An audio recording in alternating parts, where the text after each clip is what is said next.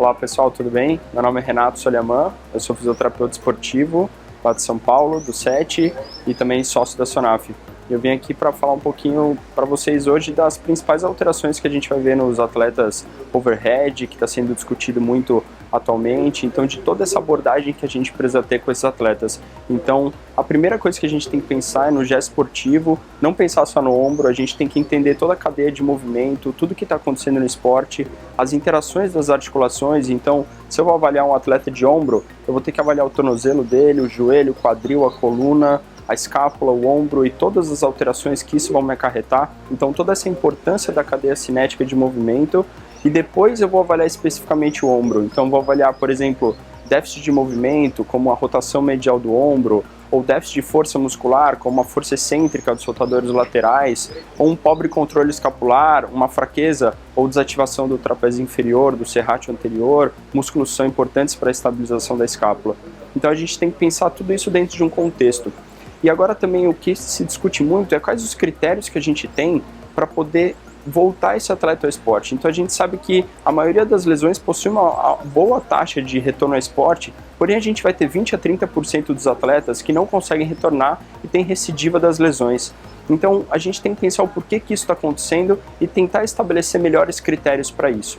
Sendo assim, a gente pode pensar em 3 tópicos importantes para falar. O primeiro deles seria a gente avaliar o atleta como um todo, o estado de saúde dele em relação ao exame físico, ao histórico de lesões dele, as partes físicas, como o desempenho em testes físicos de ombro, força muscular, amplitude de movimento. Tendo esse screening total dele, a gente vai passar por uma segunda fase, que é avaliar o risco do esporte dele. Então, o risco que ele vai ter pelo esporte que ele pratica, se é um esporte de contato, sem contato, se ele usa proteção ou não, qual que é o nível competitivo que ele vai fazer esse esporte. Então, são outros fatores que vão determinar esses 2 passos para a gente avaliar o risco desse atleta no esporte.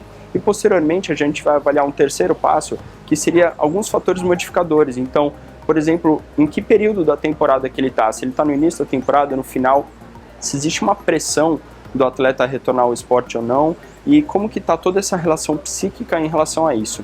Então a gente, junto com uma equipe multidisciplinar, trabalhando para tentar retornar esse atleta de uma forma melhor e poder adequar os critérios que a gente vai utilizar para ter mais tranquilidade, mais confiança que o atleta consiga retornar numa fase boa para o esporte. Então conseguir, junto com a equipe, fazer uma transição do esporte de cadeia cinética, então eu treinar o gesto esportivo junto com o preparador físico, vai me dando um pouco mais de segurança e o atleta ficando um pouco mais seguro para que a gente consiga fazer esse gesto esportivo da melhor forma possível.